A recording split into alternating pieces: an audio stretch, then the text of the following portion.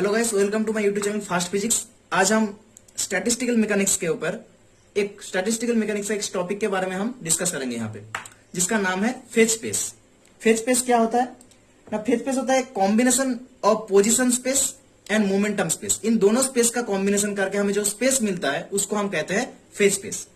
इस phase space के बारे में टोटल डिस्कस करने के लिए, इसके बारे में जानने के लिए हमें पहले पोजीशन स्पेस और मोमेंटम स्पेस को जान लेना जरूरी है। तो पहले हम देखेंगे पोजीशन स्पेस क्या होता है। मान लो हम एक 3 डायमेंशनल सिस्टम को कंसीडर करते हैं, कोई भी एक 3 डायमेंशनल स्पेस को हम कंसीडर करते हैं। इस सिस्टम में अब मान लो ये है x, ये y, ये z, ये तीनों कोऑर्डिनेट है, मतलब 3 डायमेंशनल स्पेस का हमने एक सिस्टम को कंसीडर किया। अब हमारे पास जो सिस्टम है, ये सिस्टम क्या है? स्टैटिक है, मतलब सिस्टम रुका हुआ है। अब इस सिस्टम में बहुत सारे पार्टिकल्स हो सकता है, बहुत सारे पार्टिकल्स हो सकता है। वेरियस पार्टिकल्स का वेलोसिटी का डायरेक्शन भी वेरियस हो सकता है। मान लो किसका डायरेक्शन एक्स डायरेक्शन पे वेलोसिटी है, किसी का वाई डायरेक्शन पे, किसी का जेड डायरेक्शन पे। तो मैंने यहाँ पे एक पार्टिकल को कंसीडर किया। अब इस पार्टिकल के बारे में कॉम्प्लीटली डिस्क्राइब करने के लिए, इस पार्टिकल का कंप्लीट या लोकेशन, या इसको हमें लोकलाइज करने के लिए कि कहां पे पार्टिकल है, इसके लिए हमें क्या जानना चाहिए? इसका पोजीशन। मतलब अगर हमें इसका एक्स कोऑर्डिनेट, इसका वाई और जेड, अगर इन तीनों कोऑर्डिनेट को अगर हम निकाल ले तो इस पार्टिकल को हम कंप्लीटली लोकलाइज कर सकते हैं, और इसके बारे में हमें जो निकालना है हम उसे निकाल सकते हैं।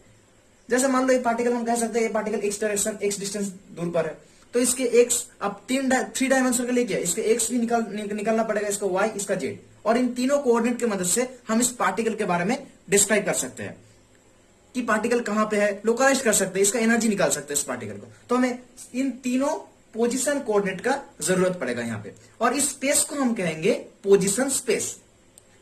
और दूसरा स्पेस हमारे सामने क्या है? Momentum space. दूसरा स्पेस क्या है हमारे सामने? Momentum space. उस स्पेस को मैं दिखाऊंगा यहाँ पे। ऐसे ही इस स्पेस की तरह हमने यहाँ पे भी एक 3 डायमेंशनल सिस्टम कंसीडर किया, एक 3 डायमेंशनल सिस्टम कंसीडर किया, px, py, pz, जिस स्पेस को हम कहेंगे मोमेंटम स्पेस।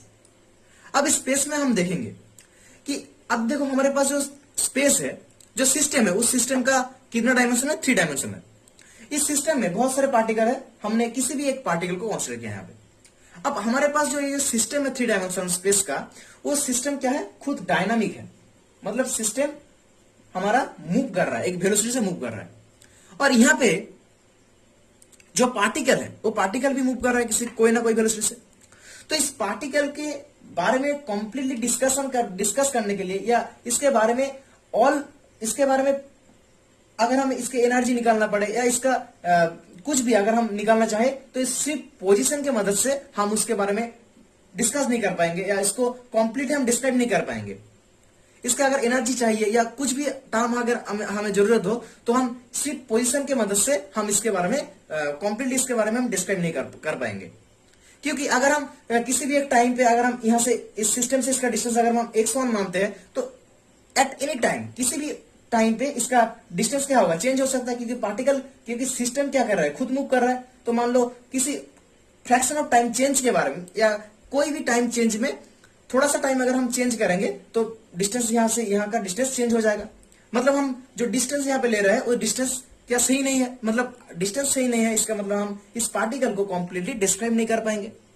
तो इस पार्टिकल को डिस्क्राइब करने के लिए हमें पोजीशन के बाद भी हमें कोई और टर्म यहां पे जरूरत पड़ेगा। और वो टर्म क्या है? देखो, हमारा जो पार्टिकल है वो एक वेलोसिटी से मूव कर रहा है, और इसका एक मास है। अगर हम उस वेलोसिटी को अगर हम निकाल ले, तो हम उस वेलोसिटी को अगर हम निकाल ले, तो उस वेलोसिटी से उस पार्टिकल का मास को अगर हम मल्टीप्लाई करेंगे, तो हमारे पास मोमेंटम आ जाएगा। और इस मोमेंटम से उस पार्टिकल के बारे में हम फुल्ली डिस्क्राइब कर पाएंगे। कैसे? देखो, अगर हमें उसका वेलोसिटी मालूम हो कि पार्टिकल बहुत स्पीड से मूव कर रहा है, या उसका वेलोसिटी बहुत स्लो है, तो हम उसका मोमेंटम के बारे में जान सकते हैं।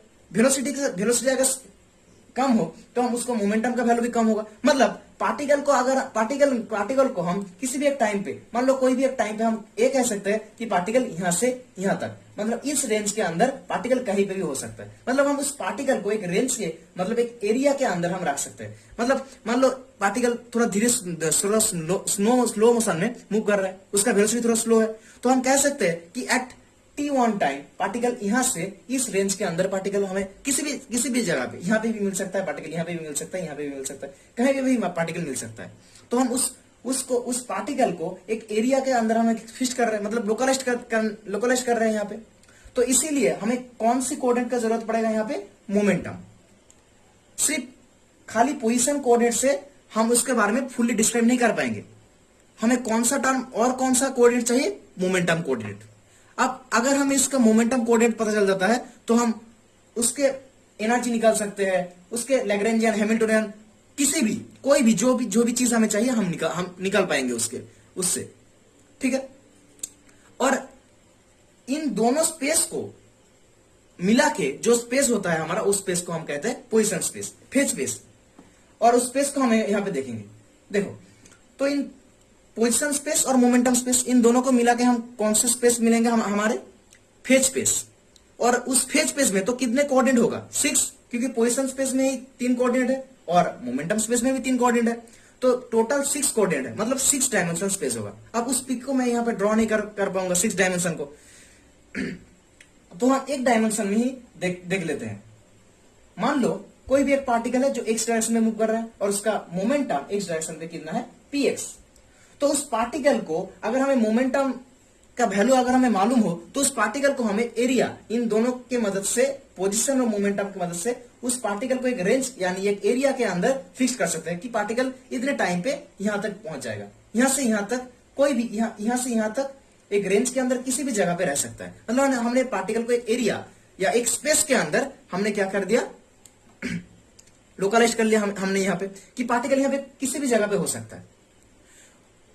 और इस पोजीशन और मोमेंटम, इन दोनों के मदद से हम इन दोनों को कंबाइन करके जो स्पेस हमने यहाँ पे कंसीडर किया पार्टिकल के लिए, उसको हम कहेंगे फेज स्पेस। जैसे हम क्वांटम में करते थे, हम क्या करते थे? वहां पे एक पार्टिकल को हम क्या करते थे? वहां पे पार्टिकल को हम लोकलाइज करने के लिए प्रोबेबिलिटी निकालते थे, या इंटेंसिटी कहां पे ज्यादा होगा, वो पार्टिकल का प्रोबेबिलिटी कहां पे ज्यादा होगा। ऐसे हम यहां पे भी निकालेंगे एक फेज स्पेस कंसीडर करके। हमने यहाँ पे क्या किया? एक रेंज यानी एक यहाँ पे एक एरिया कंसीडर किया पोजीशन और मोमेंटम की मदद से। और यहाँ पे पार्टिकल किसी भी जगह पे हो सकता है और इस स्पेस को हम क्या कहेंगे? फेज स्पेस देखेंगे। अब हम देखेंगे फेज सेल। फेज सेल क्या है? देखो हमने यहाँ पे पोजीशन और मोमेंटम, इन दोनों के मदद से, दोनों को कंबाइन करके जो स्पेस हमने कंसीडर किया उसको हम क्या कहेंगे? Phase space. अब फेज सेल क्या है? मान लो अब ये जो फेज स्पेस है, इस फेज स्पेस में इस फेज स्पेस का मतलब क्या है? एक एरिया, एक रेंज। इस रेंज के अंदर पार्टिकल किसी भी जगह पे हो सकता है, यहां पे हो सकता है, यहां पे हो सकता है, कोई भी एक जगह पे हो सकता है इस पार्टिकल को। तो इसको हमें अच्छी तरह से लोकलाइज करने के लिए हम क्या करेंगे? इस फेज स्पेस को बहुत सारे पार्ट में डिवीजन करेंगे, इसका ऐसे डिवीजन करेंगे, ऐसे छोटे छोटे पार्ट में हम क्या करेंगे? डिवीजन करेंगे। जब तक हमें वो पार्टिकल नहीं मिल जाता तब तक हम क्या करेंगे? ऐसे छोटे छोटे पार्ट में डिवीजन करके रहेंगे। यहां पे हमें पार्टिकल मिल गया, इस हर एक पार्ट को हम क्या कहेंगे? सेल। और फेज स्पेस में ये सब सेल को हम कहेंगे फेज सेल। फेज स्पेस में हम इस सेल को क्या कहेंगे? Phase cell. अब हम इस फेज सेल का वॉल्यूम निकाल सकते हैं और उस वॉल्यूम की मदद से हम इस पूरे फेज स्पेस का भी वॉल्यूम निकाल सकते हैं। अब हम मान लेते हैं ये जो हमारे पास ये जो फेज सेल है, इस फेज सेल का वॉल्यूम कितना है? D tau. और इस पूरी फेज स्पेस का वॉल्यूम क्या है? Capital tau. तो ये तो बहुत छोटा पार्ट है, सेल है, तो इसका वॉल्यूम कितना होगा? छोटा होगा, डी टाउ। और एक फेज सेल या एक फेज स्पेस की कितने कोऑर्डिनेट है? फेज स्पेस का टोटल 6 कोऑर्डिनेट है, तो फेज सेल का भी कितना कोऑर्डिनेट होगा? 6 कोऑर्डिनेट होगा। अगर मैं एक फेज सेल को यहाँ पे जूम करके ड्रॉ करूं तो एक हमारे पास फेज सेल है, तो उसके पास भी क्या रहेगा? वॉल्यूम। उसके पास भी क्या रहेगा? पोजीशन स्पेस का वॉल्यूम और मोमेंटम स्पेस का वॉल्यूम रहेगा। तो क्योंकि हम फेज सेल के क्या निकल रहे हैं? वॉल्यूम निकल रहे हैं, तो उसका मतलब क्या है? उसका पोजीशन स्पेस का वॉल्यूम और मोमेंटम स्पेस का वॉल्यूम, पोजीशन स्पेस का वॉल्यूम और मोमेंटम स्पेस का वॉल्यूम। अब मान लो इसका पोजीशन क्या होगा? छोटा dx और मोमेंटम dpx, तो अगर हम इस फेज सेल का मोमेंटम निकाले, एलिमेंट्री मोमेंटम निकाले, तो क्या होगा, इसका पोजीशन एट इन 3 डायमेंशन तो होगा dx dy dz, और इन तीनों डायरेक्शन में इसका momentum del px del py into del pz, तीनों डायरेक्शन में इसका मोमेंटम भी हो गया। और इसके बाद तो हमारा एक क्या हो गया, एक फेज सेल का एलिमेंट्री हमने वॉल्यूम निकालने हैं यहाँ पे। अब हर फेज सेल को अगर हम ऐड करते गए तो हमें क्या मिलेगा, टोटल फेज स्पेस का हमें वॉल्यूम मिल जाएगा। मतलब ऐड करने का मतलब क्या है, अगर हम इंटीग्रेशन करें इसको, मान लो यहां से एक, यहां पे कोई भी एक लिमिट अगर हम इंटीग्रेट करें इन सारे टर्म को, तो हमें टोटल टाउ मतलब पूरे फेज स्पेस का वॉल्यूम मिल जाएगा हमें यहाँ पे। तो टाउ क्या होगा यहाँ पे, अगर हम टाउ को देखें तो इन सारे जो कोऑर्डिनेट है उनका हमें क्या करना पड़ेगा, integration dx dy dz del px del py into del pz। तो इन तीनों को इंटीग्रेशन करके हमें क्या मिलेगा, टोटल फेज स्पेस का टोटल फेज स्पेस का वॉल्यूम स्पेस का मोमेंट पोजिशन स्पेस का वॉल्यूम इंटू मोमेंटम स्पेस का वॉल्यूम, जिसको हम कैपिटल पाई से लिखेंगे, इक्वल्स टू क्या होगा, टोटल फेज स्पेस का volume tau equals to total position space का वॉल्यूम और मोमेंटम स्पेस का वॉल्यूम। क्योंकि फेज स्पेस क्या होता है, पोजीशन स्पेस और मोमेंटम स्पेस को मिला के हम जो स्पेस कंसीडर करते हैं उस स्पेस को हम कहेंगे फेज स्पेस। तो फेज स्पेस का volume equals to position space का वॉल्यूम इंटू मोमेंटम स्पेस का वॉल्यूम। अब हम इस एलिमेंटरी इस फेज सेल का वॉल्यूम और टोटल फेज स्पेस का वॉल्यूम से हम निकालेंगे कि कितने फेज सेल हो सकता है, कितने फेज सेल का नंबर निकाल सकते हैं कि कितने सारे एक फेज स्पेस में कितने फेज सेल हो सकता है। इसके लिए हमें क्या करना पड़ेगा, मान लो हमने ये जो फेज सेल कंसीडर किया, ये सारे फेज सेल का वॉल्यूम सेम है, मतलब हमने इक्वली इस फेज स्पेस को डिवीजन करते गए, इसीलिए हमारे पास जो फेज सेल आया उसका जो वॉल्यूम होगा उसका वॉल्यूम क्या होगा, इक्वल होगा, सारे फेज सेल का वॉल्यूम इक्वल है, ऐसा हम मान लेते हैं।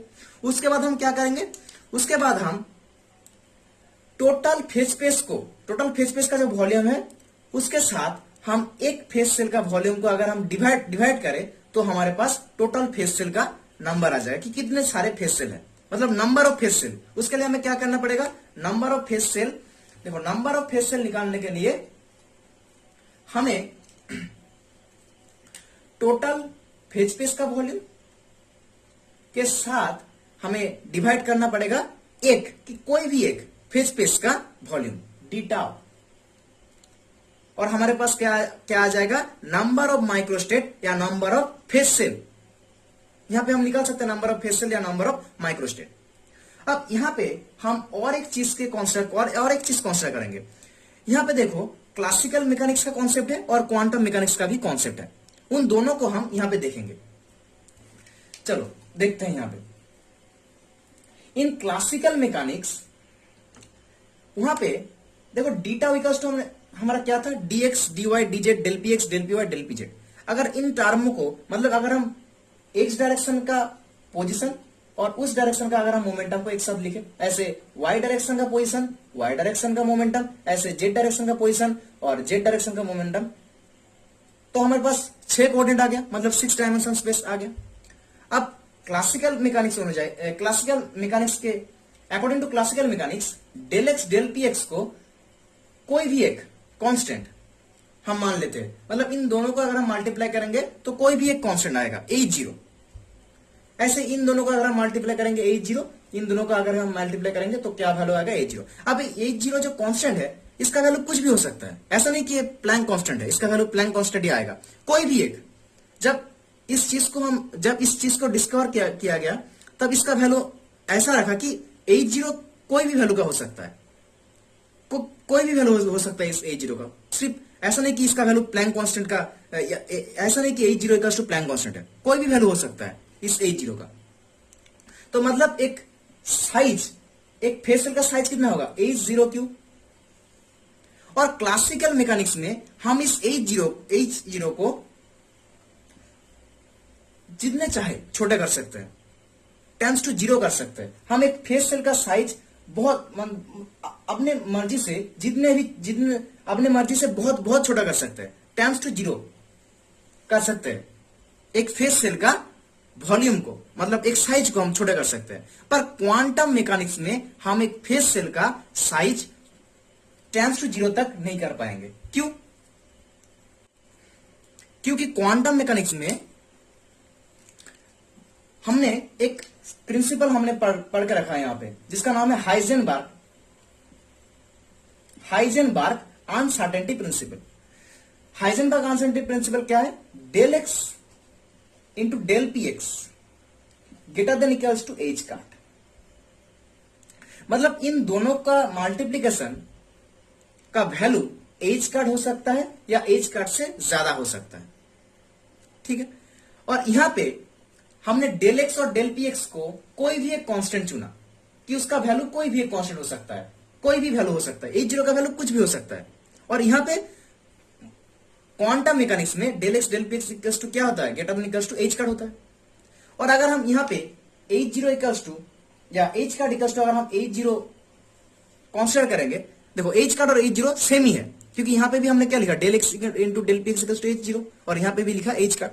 तो हम दोनों के यहां पे सेम, तो दोनों यहां पे सेम है, एच कार्ड की जगह हम एच जीरो लिख सकते हैं। पर क्वांटम मैकेनिक्स में क्या अंतर है क्लासिकल से? क्वांटम मैकेनिक्स में आप किसी भी एक फेस सेल का साइज अपने मर्जी से बहुत छोटा नहीं कर सकते हैं। मान लो आप क्लासिकल मैकेनिक्स में क्या कर सकते हैं? एच जीरो को टेंस टू 0 तक छोटा कर सकते हैं, पर यहां पे नहीं कर सकते, क्योंकि यहां पे डेल एक्स और डेल पी एक्स का वैल्यू, मिनिमम जो वैल्यू होगा कितना होगा? H zero. मतलब आप एक फेस सेल को मिनिमम एच जीरो तक छोटा कर सकते हैं, इससे कम आप छोटा नहीं कर पाएंगे। अगर उससे ज्यादा हम छोटा करते हैं तो यहां पे ये जो इक्वेशन है या ये जो प्रिंसिपल है, इस चीज को सटीक करने के लिए हमें डेल पी एक्स को क्या करना पड़ेगा? हमें इस चीज को सटीक करने के लिए डेल पी एक्स को टेंस टू इन्फिनिटी करना पड़ेगा। अगर हम एच जीरो को बहुत छोटा कर दें तब हमें डेल पी एक्स को क्या मानना पड़ेगा? Tends to infinity. अगर del P X tends to infinity होता है तो इसका मतलब होता है डेल पी एक्स मतलब क्या है? मास इंटू वेलोसिटी, वो भी कितना होगा? Tends to infinity. मतलब वेलोसिटी टेंस टू इन्फिनिटी हो जाएगा। मतलब इस पार्टिकल का वेलोसिटी लाइट की वेलोसिटी से भी ज्यादा होगा, जो कि इम्पॉसिबल है। इसीलिए हम क्वांटम मैकेनिक्स में एच जीरो का वैल्यू जितने चाहे छोटा नहीं कर सकते। उसका मिनिमम वैल्यू का क्या होता है? H zero. मतलब एक फेस सेल का मिनिमम वैल्यू होगा आपका एच जीरो। कितना होगा? H zero. तो 3 डायमेंशन में क्या होगा? H zero into H zero into H zero, मतलब एच 3 डायमेंशन में अगर हम कैलकुलेशन करेंगे तो H zero into H zero into H zero, मतलब क्या होगा? H zero Q. मतलब क्वांटम मैकेनिक्स में एक फेस सेल का मिनिमम साइज क्या होता है? H zero Q. इससे आप छोटा नहीं कर सकते, यही है मिनिमम साइज। पर क्लासिकल मैकेनिक्स में आप इससे छोटा कर सकते हैं, क्योंकि वहां पे ऐसा कोई कॉन्सेप्ट ही नहीं है। हाइजेनबर्ग प्रिंसिपल में कोई कॉन्सेप्ट नहीं है। ठीक है, तो यही था एक फेस सेल का साइज। अगर ये वीडियो आपको, इस वीडियो में हमने क्या देखा? यहाँ पे फेस सेल और फेस सेल का साइज। ये वीडियो अगर आपको अच्छा लगा तो लाइक कर देना और शेयर सब्सक्राइब कर देना चैनल को। मिलते हैं किसी दूसरे टॉपिक पे।